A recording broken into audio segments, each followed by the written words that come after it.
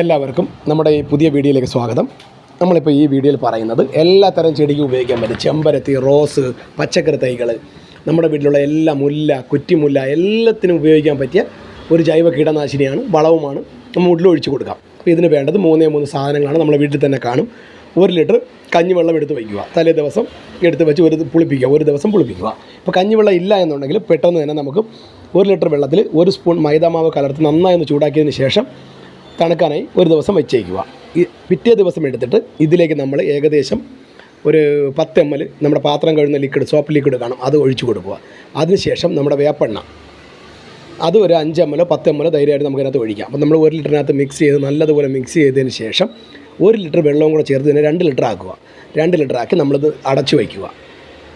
നന്നായി അടച്ചു വയ്ക്കുക. നന്നായി അടച്ചു വെച്ച് 2-3 മണിക്കൂർ കഴിഞ്ഞതിന് ശേഷം 2-3 മണിക്കൂർ കഴിഞ്ഞതിന് ശേഷം നമുക്കിത് എടുത്തിട്ട് മൂടിൽ ഒഴിച്ച് കൊടുക്കുകയാണെങ്കിൽ 1/2 ഗ്ലാസ് വെച്ച് ഒഴിച്ച് കൊടുക്കണം. അപ്പോൾ നമ്മൾ പറഞ്ഞ 1 ലിറ്ററിന് നമ്മൾ 2 ലിറ്റർ ആക്കി നേർപ്പിച്ചെടുത്തതിന് ശേഷം അരിച്ചെടുക്കുക. അരിച്ചെടുത്തിട്ട് നമ്മൾ ഈ ഇലകളിലും പൂക്കളിലും പച്ചക്കറികളിലും ഒക്കെ സ്പ്രേ ചെയ്യുക. മാക്സിമം രാവിലെ തന്നെ സ്പ്രേ ചെയ്യണം. രാവിലെ സ്പ്രേ ചെയ്യുന്നതാണ് നല്ലത്. അപ്പോൾ വെയിൽ വരുമ്പോഴത്തേക്ക് ഇതിൽ പിടിച്ചിരിക്കും. ഈ കെമിക്കൽ പിടിച്ചിരിക്കുമ്പോൾ 100% ഇതിൻ്റെ മുഞ്ഞയും മറ്റു അണുക്കളും കുരുടിപ്പ് വരുന്ന അണുക്കളും എല്ലാം അത് നശിച്ചു പോകും.